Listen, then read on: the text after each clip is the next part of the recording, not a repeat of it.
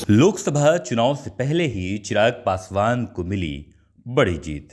चिराग पासवान ने हाजीपुर सीट को लेकर जितने बयान दिए थे वो सब बयान पर चिराग पासवान खड़े उतरते हुए नजर आ रहे हैं। चिराग पासवान अपने चाचा पारस को भी हाजीपुर सीट के लिए पटकनी दे चुके हैं। यानी मतलब साफ है कि एनडीए ने चिराग के गोद में हाजीपुर का सीट डाल दिया है। गौरतलब है कि चिराग पासवान को एनडीए की तरफ से हाजीपुर का सीट मिलना एक और बात का सबसे बड़ा सफल परिणाम दिखा रहा है। वो सफल परिणाम ये है कि चिराग पासवान ने सिर्फ अपने चाचा पारस को ही नहीं बल्कि नीतीश कुमार और तेजस्वी यादव को भी पटकनी दे दी है। तेजस्वी यादव चिराग पासवान को अपनी तरफ लाना चाहते थे, लगातार प्रयास कर रहे थे, लगातार कोशिशें जारी थी और इसका सीधा खामियाजा जो था एनडीए को भुगतना पड़ सकता था।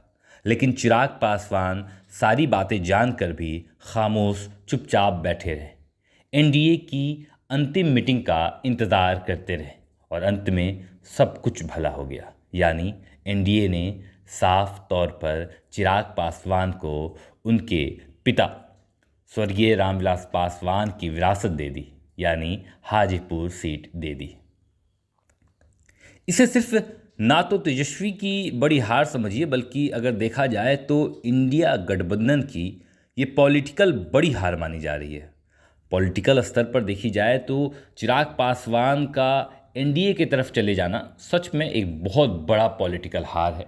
हालांकि इस हार से जितना खामियाजा इंडिया गठबंधन भुगत रही है उतना ही शायद कहीं ना कहीं देखा जाए तो चाचा पारस या यूँ कहा जाए तो इस प्रदेश के मुखिया नीतीश कुमार भी भुगत रहे हैं। आपको याद होगा 2020 की विधानसभा में चिराग पासवान जब एनडीए से नाराज होकर अकेले चुनाव लड़े थे तो उसका सीधा हमला नीतीश कुमार पर था और अंत में परिणाम देखकर ये मालूम भी हो चुका था कि नीतीश कुमार को चिराग पासवान कितना डैमेज कर सकते हैं।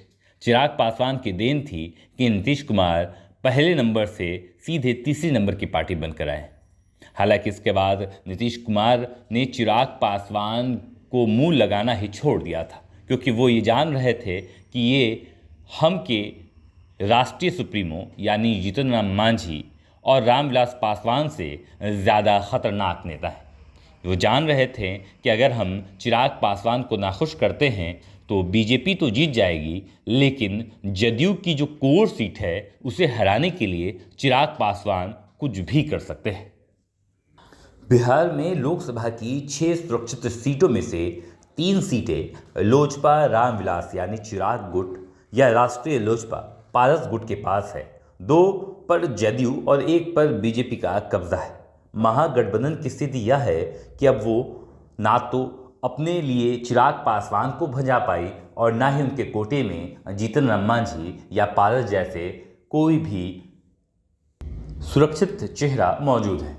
अब चिराग पासवान का हाजीपुर से चुनाव लड़ना, या ऐसे कहा जाए कि चिराग पासवान का एनडीए के साथ एक बार फिर से बिहार में चुनाव लड़ना सीधा साधी तेजस्वी यादव को बहुत बड़ा पॉलिटिकल झटका है।